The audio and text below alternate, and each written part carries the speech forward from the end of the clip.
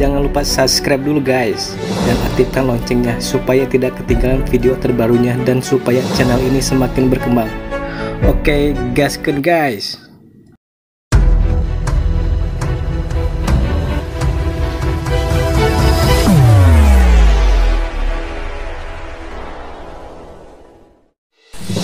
Oke teman-teman, kembali lagi di channel saya. Setelah episode sebelumnya yang sangat seru, kini kita kembali dengan episode yang baru, dengan bocoran cerita yang saya angkat dari novel. Dan jangan lupa subscribe dulu bagi kalian yang suka. Dan sekarang saya mau menceritakan bocorannya kembali. Selamat menikmati bocoran alur ceritanya. Dan jangan lupa untuk subscribe, klik loncengnya, dan juga lupa like. Selamat menikmati. Gaskeun. Dari sisi mana datangnya musuh? Mendengar perintah Long Hao Chen, semua orang dari pasukan pemburu iblis kelas 4 tidak bisa tidak merasa ragu. Adapun 6 anggota lainnya dari pasukan pemburu iblis ke-21, mereka sudah melakukan persiapan sesuai dengan perintah Long Hao Chen. Long Hao Chen, Wang Yuan dan Sima Xian berada di depan, Lin Xin dan Chen Ying-er di tengah, Han Yu di belakang formasi, dan Cai Er menghilang begitu saja ke dalam kegelapan. "Cukup ikuti perintah Hao Chen," teriak Li Xin. Saat munculnya cahaya putih ini membuat seluruh karavan terkejut, para pengemudi segera bereaksi. Pengemudi ini jelas menjalani pelatihan khusus, beroperasi dengan cepat. Beberapa saat kemudian, lebih dari 200 gerbong membentuk barikade gerobak melingkar yang sangat besar.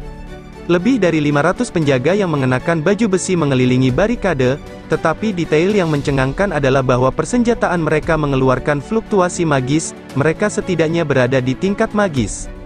Tanpa diragukan lagi, perintah Long Hao Chen telah diikuti, dan teman-temannya semua bersembunyi di dalam kereta. Bumi mulai bergetar, getaran samar pada awalnya, terus meningkat hingga segera meletus menjadi suara ledakan. Langit masih gelap gulita. Tapi dalam cahaya remang-remang yang datang dari bulan dan obor-obor kereta, samar-samar orang bisa melihat banyak bayangan mendekat dengan sangat cepat.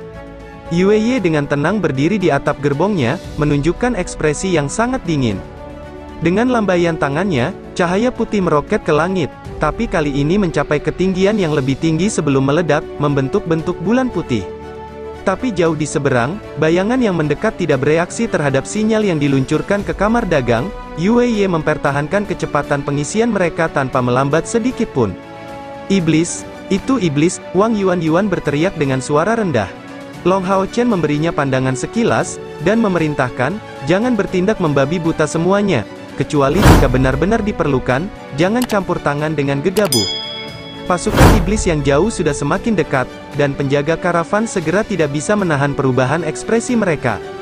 Hanya dari penilaian visual, pasukan iblis ini setidaknya berkekuatan 10.000 orang. Di depan mereka ada sekitar 5.000 iblis berbilah ganda, dipimpin oleh selusin iblis berbilah ganda hijau tua yang bergegas maju dengan gila-gilaan. Di belakang mereka ada sejumlah besar slinker dari klan Luke yang tidak diragukan lagi merupakan ancaman terbesar bagi karavan mereka. Jika musuh-musuh ini berhasil menyerang dari bawah tanah, kerusakan yang mereka timbulkan jelas akan luar biasa. Tetapi hal yang lebih menakutkan adalah bahwa selain dari dua ras ini, sejumlah besar jenis iblis lainnya mengikuti di belakang mereka. Mereka ditemani oleh ratusan angkatan udara, tapi masih terlalu gelap untuk melihat mereka dengan jelas. Pasukan iblis ini jelas tidak memiliki niat untuk bernegosiasi, hanya menerobos masuk dan segera membantai jalan mereka. Lingkungan dipenuhi dengan niat membunuh yang intens. Long Hao Chen terus mengamati wanita yang mengenakan rok putih. Saat dia melihat kekuatan iblis yang mendekat, dua spanduk tiba-tiba muncul di tangan gadis ini. Tanpa ragu, dia mengacungkan spanduk berwarna putih dan merah dengan kecepatan kilat. 500 penjaga yang bergegas keluar untuk mempertahankan karavan segera kembali ke pos mereka, dan Long Hao Chen mendengar serangkaian suara mesin yang berulang. Setiap pengemudi gerbong bekerja dengan sangat tergesa-gesa. Di sisi gerbong, sebuah papan diangkat terbuka, memperlihatkan salvo tembakan artileri dari rudal yang sedikit bersinar. Semua orang di kelompok Long Hao Chen memiliki indera yang tajam, sehingga mereka segera menyusut berturut-turut. Ini karena mereka menemukan bahwa panah-panah ini samar-samar dijiwai dengan kekuatan magis. Itu adalah panah ajaib yang tak terduga. Faktanya, bahkan panah magis paling rata-rata akan menelan biaya masing-masing lebih dari 2.000 koin emas. Selain itu, mereka adalah barang sekali pakai, dan dengan begitu banyak gerbong, hanya satu tembakan panah akan menghabiskan lebih dari 10.000 koin emas. Ini adalah demonstrasi konsumsi uang yang sangat tinggi. Yue berdiri dengan tenang di atas gerbong, wajahnya yang imut menggambarkan campuran aura suci dan iblis yang murni. Bersama dengan spanduk putih, dia mengangkat bendera merah tinggi-tinggi, dengan tenang menatap pasukan iblis yang mendekat. Menjadi salah satu serikat pekerja lepas terbesar, grup pedagang Yue secara alami memiliki cara pertahanan diri mereka sendiri. Kerugian terbesar mereka terletak pada kenyataan bahwa mereka tidak dapat menyewa ksatria dari tingkat ke-6 atau lebih, tetapi mereka masih dapat mengandalkan cara lain seperti, misalnya, peralatan mereka. Pada saat bendera merah di tangannya diarahkan ke depan, pemandangan yang mencengangkan segera terjadi. Bersamaan dengan rentetan suara mesin dan dengungan panah yang dilepaskan, ribuan sinar cemerlang melonjak. Cahaya ini memiliki berbagai warna. 11 anak panah ini dilepaskan dari masing-masing gerbong, 10 yang lebih kecil dan yang lebih besar.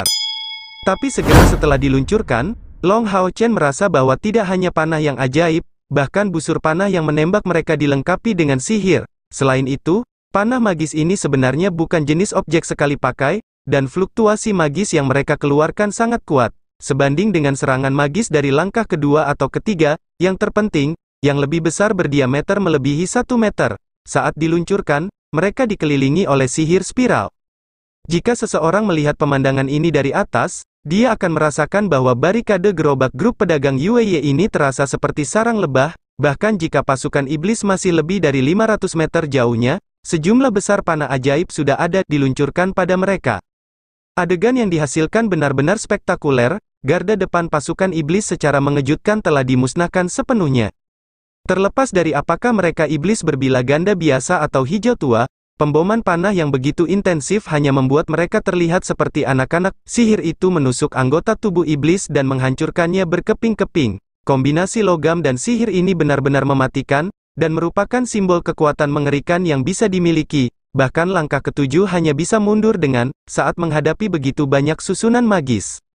Seluruh gerbong berguncang dari serangan balik yang ekstrim. Namun, segera meluncurkan serentetan panah magis lainnya. Medan perang semacam ini terlalu spektakuler, meskipun kelompok Long Hao Chen hanya bisa mengikuti serangan dari gerbong tempat mereka duduk, semua orang bisa merasakan hawa dingin mengalir di punggung mereka.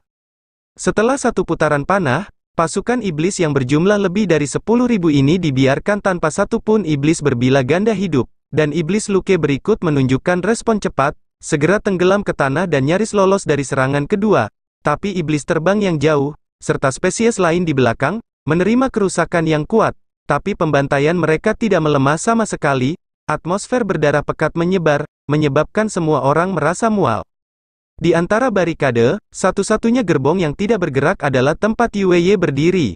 Sama seperti sebelumnya, tangannya mengacungkan spanduk tanpa henti. Saat iblis yang jauh terus dibantai, dia sepertinya tidak menunjukkan kekhawatiran. Pada titik tertentu, dia telah menggunakan mata magisnya, yang sekarang telah pulih dari warna hitam biasanya. Tapi di tengah malam yang dalam, siapa yang akan memperhatikan detail sekecil itu? Saat bendera jatuh, gerbong berhenti bergetar, dan Long Hao Chen menemukan melalui pengamatan penuh perhatian bahwa persediaan panah magis mereka jauh dari tidak terbatas. Setiap perangkat hanya memiliki kemampuan untuk meluncurkan 2 putaran. Tetapi beberapa ratus gerbong syarat dengan beberapa ratus senjata sihir yang tangguh ini. Jadi meskipun masing-masing hanya ada 2 putaran, kekuatan penetrasi panah ini sudah cukup untuk mengubah sebagian besar pasukan iblis menjadi mayat. Tepat pada saat itu, Yue, yang masih berdiri di kereta, mengangkat tangan kanannya, mendaftarkan sebuah gulungan putih. Gulungan itu memanjang, melepaskan cahaya putih yang segera meroket melintasi langit dan menyinari seluruh gerbong. Segera, itu menyelimuti seluruh barikade, dan dalam sekejap, tanah di bawah kaki mereka menjadi putih. Dengan gerakan cepat Yue memasukkan spanduk merah ke tanah di depan gerbong. Long Hao Chen segera mendengar pengemudi gerobak di samping mereka berteriak, "Masukkan senjatamu ke tanah, untuk melukai para slinker dari klan Luke." Long Hao Chen sudah lama merasakan bahwa slinker yang datang dari bawah semakin dekat. Gadis berpakaian putih itu, tampaknya bertanggung jawab atas kepemimpinan, bereaksi dengan tenang, dan meskipun gulungan putihnya memancarkan cahaya putih bercahaya, itu bukanlah elemen cahaya. Namun demikian, kekuatan pertahanan dan cakupan efeknya sangat mencengangkan. para slinker dari klan Luke hanya bisa mencoba keluar dari tanah, tetapi mereka tidak memiliki cara untuk menerobos halangan dari kecemerlangan putih. Di sisi lain, kelompok Long Hao Chen menusuk ke tanah tidak terpengaruh sama sekali. Kedua regu pemburu iblis secara alami tidak akan membiarkan kesempatan bagus seperti itu berlalu begitu saja. Persepsi mereka jauh lebih baik daripada persepsi orang biasa. Mereka merasakan keberadaan slinker dan tanpa henti menusuk mereka sambil menggunakan energi internal mereka untuk memberi pedang besi halus itu kekuatan penghancur yang luar biasa. Dengan cepat, semua anggota klan Luke yang menyerang dilenyapkan. Setelah serangan ini, pasukan iblis yang mendekat telah berkurang menjadi kurang dari sepertiga dari ukuran sebelumnya. Sementara hanya setengah dari pasukan udara mereka yang tersisa. Serangan mereka berhenti sementara, menunjukkan keraguan. Jelas, mereka tidak menyangka tanggapan Yueye begitu sengit. Iblis juga makhluk hidup, dan melihat kerabat mereka sendiri dibunuh secara menyedihkan, mereka merasa agak tidak berdaya, tapi iblis yang tersisa tidak melarikan diri. Sebaliknya mereka dengan tenang berhenti dalam jarak lebih dari 1 kilometer, tepat di luar jangkauan susunan magis. Berdiri di kereta, Yueye mengerutkan alisnya.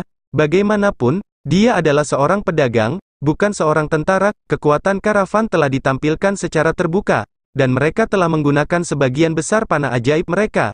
Jika iblis yang tersisa bersikeras untuk menyerang, karavan pasti akan menderita kerugian. Tidak hanya kerugian materi, tetapi juga hilangnya nyawa manusia.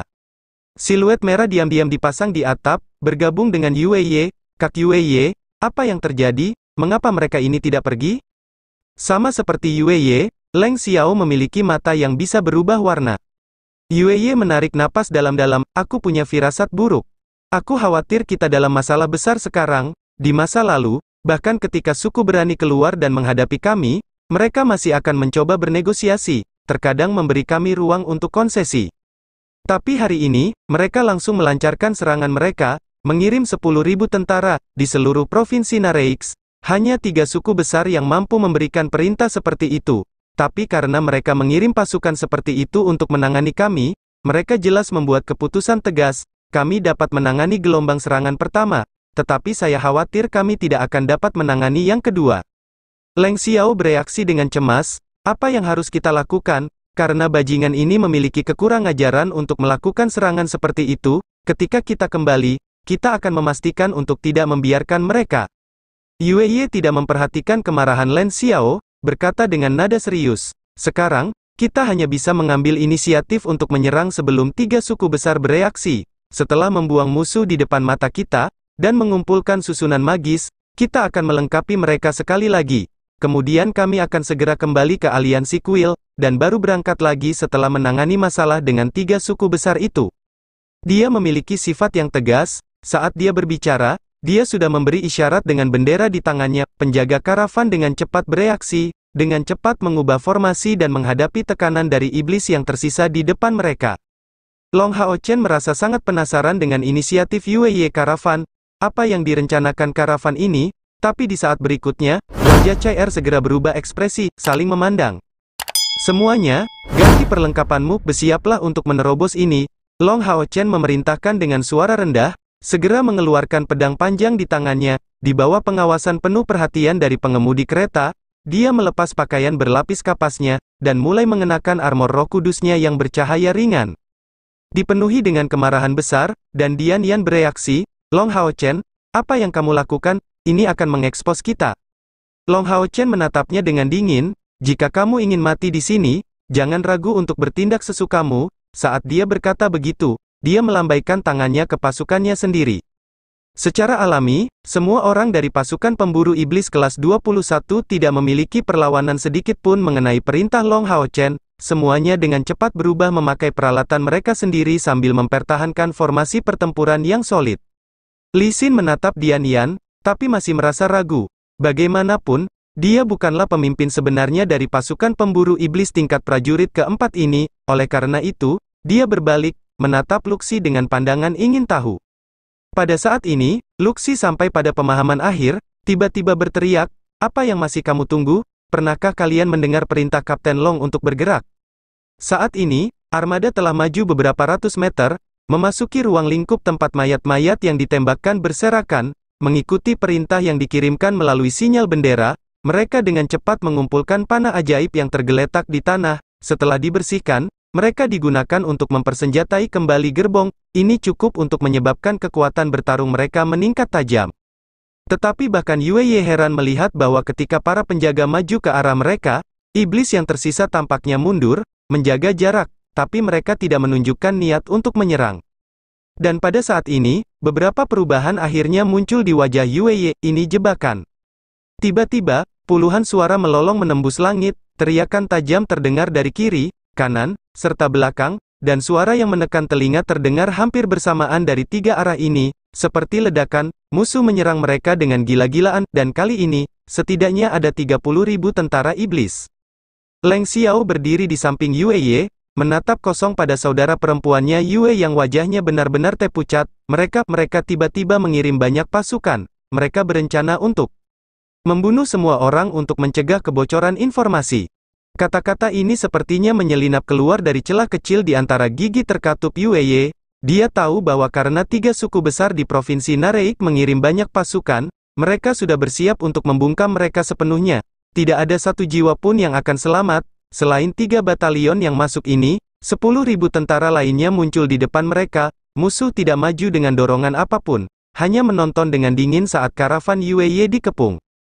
Sebuah karavan yang terdiri dari lebih dari 2.000 orang sedang menghadapi pasukan iblis yang terdiri dari lebih dari 40.000 tentara. Bahkan akan beruntung jika mayat utuh ditinggalkan setelah pertempuran. Tapi bukannya panik, Leng Xiao menjadi sangat berkepala dingin. Kak Yue, aku akan memberitahu mereka tentang identitasku. Saya tidak percaya mereka akan berani bertindak melawan saya. Yue Ye tersenyum pahit, menggelengkan kepalanya, dan menjawab, tidak ada gunanya. Saya tahu suku iblis yang lebih rendah ini jauh lebih baik daripada kamu. Tak satu pun dari mereka akan mempercayai kamu, dan mereka bahkan tidak akan memberi kamu kesempatan untuk berbicara. Dan bagaimana jika mereka benar-benar mempercayainya? Jika plot ini terungkap, mereka pasti akan mati juga. Dan karena bagaimanapun juga mereka akan mati, mereka lebih suka menyingkirkan kita, untuk menghapus semua bukti. Karena mereka merencanakan serangan mereka dengan saksama, mereka seharusnya tahu dengan jelas apa yang kita bawa. Bendera di tangannya tidak berhenti sama sekali, dan malah dikibarkan lebih cepat saat dia berbicara. Armada mereka menghentikan gerak majunya sekali lagi. Panah ajaib dikumpulkan dengan kecepatan tinggi dan digunakan untuk mengisi ulang peluncur.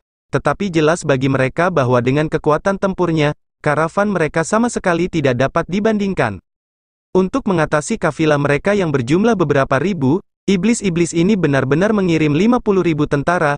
Ini adalah seberapa tinggi mereka menilai barang-barang karavan. Meskipun korban mereka tidak kecil, sekarang mereka berhasil mengepung mereka dengan sukses. Bahkan dengan sayap, kafilah Yue Ye tidak akan berhasil melarikan diri dari kesulitan ini. Dian Yan berdiri diam di samping Luxi, saat ini sedang dalam suasana hati yang buruk. Itu bukan hanya karena antisipasi Long Hao Chen sebelumnya, tetapi yang lebih penting karena kebuntuan yang mereka hadapi. Itu adalah sarannya untuk menemani para pedagang lepas ini. Namun pemandangan yang terjadi di depan matanya adalah bukti tak terbantahkan bahwa sarannya adalah sebuah kesalahan. Luxi menepuk pundak Dian Yan, ini tidak bisa disalahkan padamu. Saat dia berkata demikian, dia bergabung dengan sisi Long Hao Chen, dan bertanya dengan sungguh-sungguh, Kapten Long, apa yang harus kita lakukan sekarang? Kami akan mematuhi setiap perintahmu. Long Hao Chen menjawab, setelah pertarungan dimulai, kita akan maju ke depan. Kapten Luke, tolong fokus pada penyembuhan kelompok. Tim kami akan berada di depan, mintalah timmu mengikuti kami. Ingat, jangan bertindak terlalu gegabah, dan jangan membuat tujuan langsung kita terlalu terlihat. Ini kemungkinan besar akan menjadi perang gesekan, jadi setiap orang harus menghemat energi spiritualnya semaksimal mungkin. Iya, Luxi memberikan balasan langsung, dan memasuki formasi dengan rekan satu timnya sendiri. Pada saat ini, kulit Long Hao Chen tidak begitu bagus. Mereka baru saja memasuki wilayah iblis, tapi sudah mengalami situasi seperti itu. Ini adalah hasil kebalikan dari rencana awal mereka. Rute mereka menuju Gua Bersiul masih panjang, apalagi menyelesaikan misi. Tujuan utama dalam situasi seperti itu adalah bertahan hidup. Menonton Luxi yang mundur untuk bergabung dengan formasi rekan-rekannya, Long Hao Chen menatap Li Xin sebelum memberitahu rekan satu timnya dengan suara rendah, jangan gunakan pil peledak spiritual kecuali jika benar-benar diperlukan. Lakukan yang terbaik untuk membubarkan sesedikit mungkin. Ying Er, kami harus bergantung padamu untuk keluar dari malapetaka yang akan segera terjadi. Saat dia berkata begitu, Long Hao Chen mendekati sisi Chen Ying'er, membisikkan beberapa kata di telinganya. Chen Ying'er mengangguk berulang kali, tidak masalah, dan babi kecilnya McDool sudah muncul di dadanya. Bersiaplah untuk pertempuran, Long Hao Chen melakukan teriakan bernada rendah. Seperti sebelumnya, Han Yu masih berada di belakangnya, jelas, Long Hao Chen sama sekali tidak percaya dia bisa mempercayakan tanggung jawab ke pasukan pemburu iblis tingkat prajurit keempat. Di tim itu, satu-satunya yang dia percayai adalah Li Xin, dan tidak ada orang lain.